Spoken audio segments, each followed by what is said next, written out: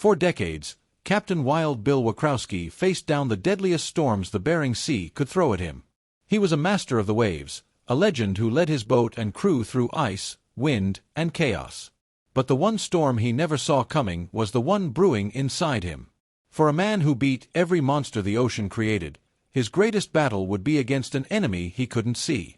An enemy that would force him to make a choice that would change his life and Deadliest Catch forever. The story doesn't begin on the rolling icy decks of the F/V Summer Bay. It begins somewhere much quieter, much colder, and far more scary. At the end of Season 19 of Deadliest Catch, the show did something it rarely does. It left the dangerous waters of Alaska and followed Captain Bill into the clean, silent hallways of a cancer treatment center. The low hum of medical equipment replaced the usual sounds of crashing waves and shouting deckhands. For viewers used to seeing Bill in complete control, this new setting was a shock. He was no longer the captain of a mighty vessel. He was a man waiting for news that could end everything. The camera watched as Bill, a man known for his loud voice and no-nonsense attitude, sat quietly, waiting for the results of his tests. The tension was thicker than any fog on the Bering Sea. Then the doctor gave the verdict with words that hit harder than any rogue wave. The doctor looked at him and said plainly, "You do have prostate cancer, and it needs to be treated right away." It wasn't just cancer, the doctor explained. It was an aggressive form of the disease. The fight had to start immediately. There was no time to waste. For a man whose life was controlled by seasons and quotas, his schedule was now in the hands of doctors and treatments. The ocean had always been his biggest challenge. But now, a tiny enemy threatened to do what the sea never could. How does a man who has never backed down from a fight react to news like that? For Captain Wild Bill, his first instinct was not fear, but defiance. As soon as he heard the diagnosis, one of the first things he thought was, "I'm not going to stop fishing. I'm going to keep going until I actually can't." He knew that many people who get a diagnosis like this just shut down and crawl into a shell. And he believed that just makes it worse. He refused to let the disease define him or end his career. The Wild Bill personality built over decades of hardship and danger was not going to be tamed by this. He decided he would fight this battle his way on his terms. And that meant returning to the one place he felt most alive, the deck of his boat in the middle of the Bering Sea. He was not just fighting for his life. He was fighting for the identity he had spent a lifetime building. Going back to the Bering Sea while starting aggressive cancer treatment is a decision few would make. Bill admitted that when you tell doctors you want to go fishing while going through treatment, they look at you like you've lost your mind. The world of medicine, which called for rest and stability, was in direct conflict with the world of crab fishing, which demanded brutal physical labor and complete separation from medical care. But Bill was determined. He knew the road ahead would be incredibly difficult. He told people openly that the next 4, 6, 8 months are not going to be pleasant. He was heading into the deadliest job on Earth while his body was at its weakest. A gamble that would test every ounce of his strength and resolve. The treatment itself was a relentless, invisible battle. Bill shared the details with his fans on social media, explaining he was going through a combination of radioactive seeds and hormone treatment. The radioactive seeds were put inside his body to target the cancer directly. The hormone therapy was designed to stop the cancer from spreading, but it came at a huge cost. Bill explained that the treatment was designed to make his testosterone levels drop to near zero.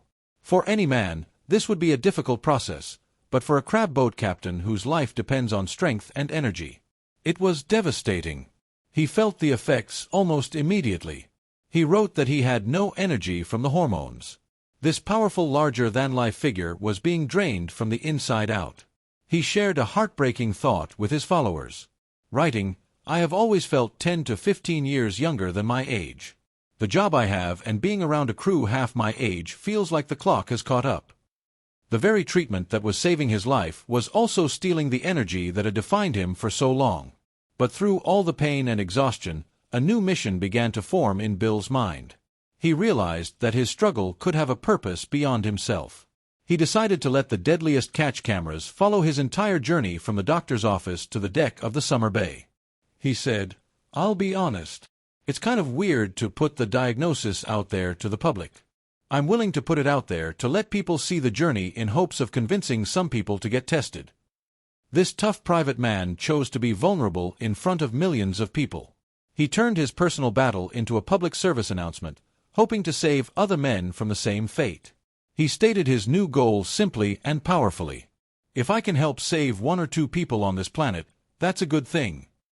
The captain who once measured success in pounds of crab now measured it in lives he could potentially save.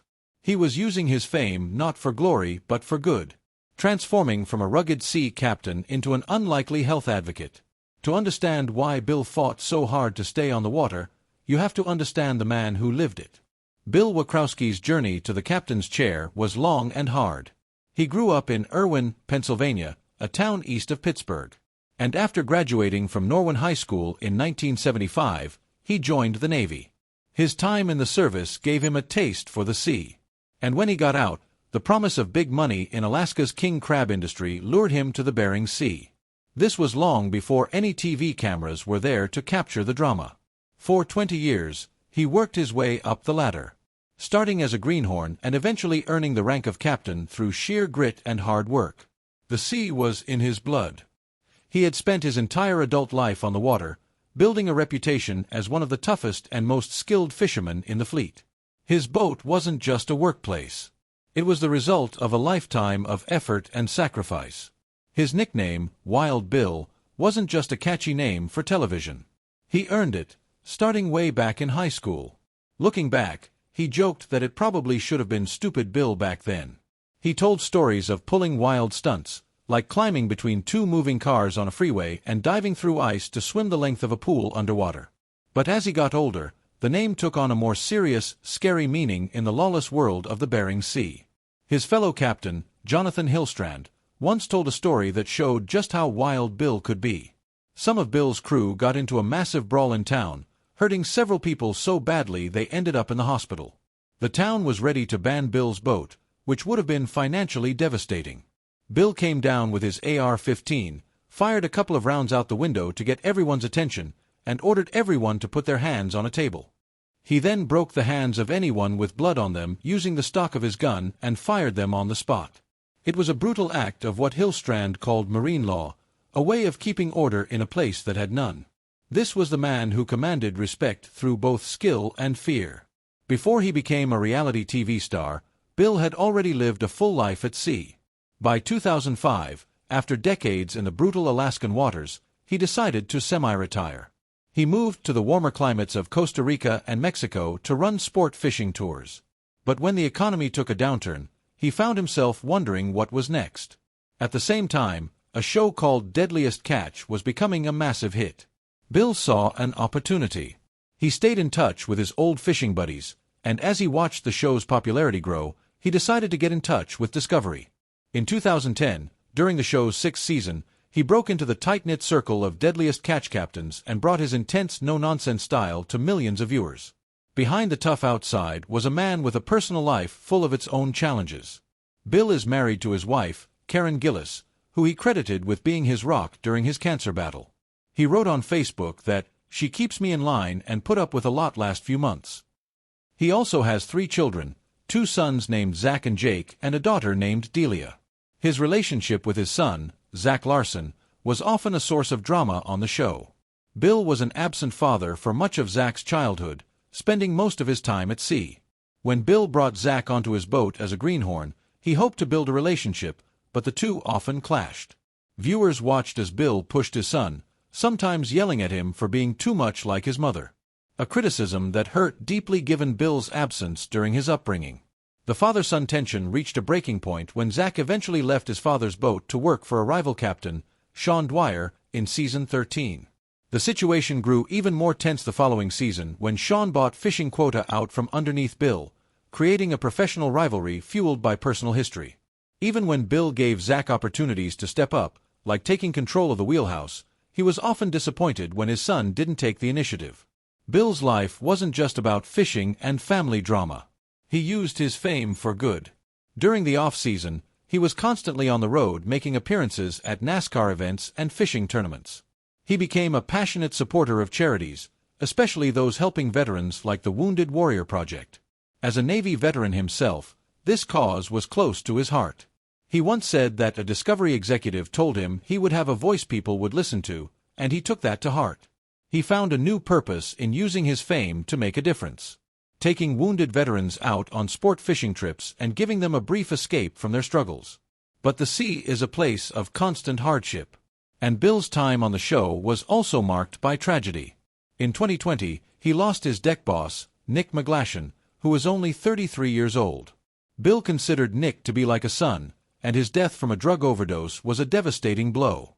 The loss of his trusted right-hand man, a man he was mentoring, added another layer of sorrow to a life already defined by struggle and sacrifice. Throughout Season 20, viewers watched as Bill fought a war on two fronts.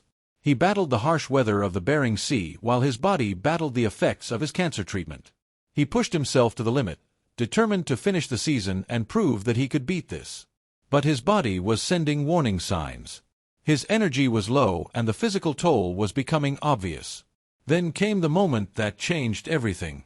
While out at sea, miles from any hospital, Bill received a call from his doctor. The news was blunt and terrifying. He had a necessary operation scheduled in just a few days, and the doctor told him that if he didn't attend his next appointment, it could be a potential death sentence. His defiance had finally met an unbreakable wall.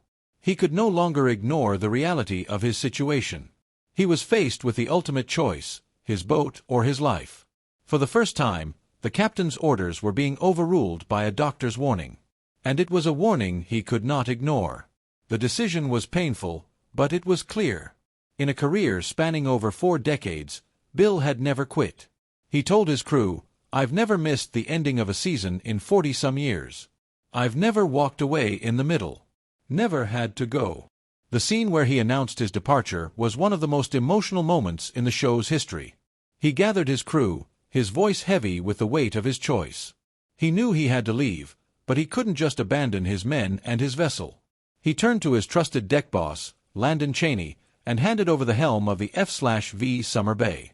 He told Landon, "Frankly, I couldn't think of a better guy to leave the boat with." It was a powerful act of trust and leadership. In that moment, he wasn't just a patient leaving for treatment. He was a captain making sure his ship was in safe hands. He was walking away from the life he had known for 40 years. Not in defeat, but to fight a different kind of battle. The one for his own future. After leaving the Summer Bay and focusing on his health, the news everyone was waiting for finally came. Bill took to Facebook to give his followers an update. He wrote, happy to say, "Numbers are great." And then the words everyone wanted to hear. "I seem to be cancer-free now." The relief among his fans was huge. Wild Bill had faced his deadliest catch yet and had come out on top, but his victory came at a price, and he was honest about that, too. In the same post, he thought back on the toll the battle had taken. He wrote that after a lifetime of feeling younger than his years, the fight with cancer and the harsh treatments made him feel like the clock has caught up. He called it, maybe a small price to pay for his life. He had won the war, but the battle had left its scars. He was a survivor, but he was also changed forever. With his health improving, the question on every fan's mind was, when will Wild Bill return to Deadliest Catch? The answer came as a shock. Ahead of the show's 21st season, a representative for the Discovery Channel made an official announcement. Captain Wild Bill Wichrowski will not be appearing in the new season. After more than a decade on the show, his time was over. While no official reason was given, it was clear that Bill was choosing to put first his health and his future. The man who once said he would fish until he couldn't anymore had reached that point. His departure marked the end of an era for the show. He was one of the last of the old guard captains, a true maverick from a time before reality TV. His farewell was not a tragic ending, but the final logical step in his journey. He had given his life to the sea, and now he was taking it back for himself. Captain Wild Bill Wichrowski's story is one of incredible strength both on the water and off. He was a fearless captain who commanded the respect of his crew and the attention of millions of viewers. But his final chapter on Deadliest Catch showed a different kind of strength. It showed the courage to be vulnerable, the wisdom to ask for help, and the bravery to choose life over a job.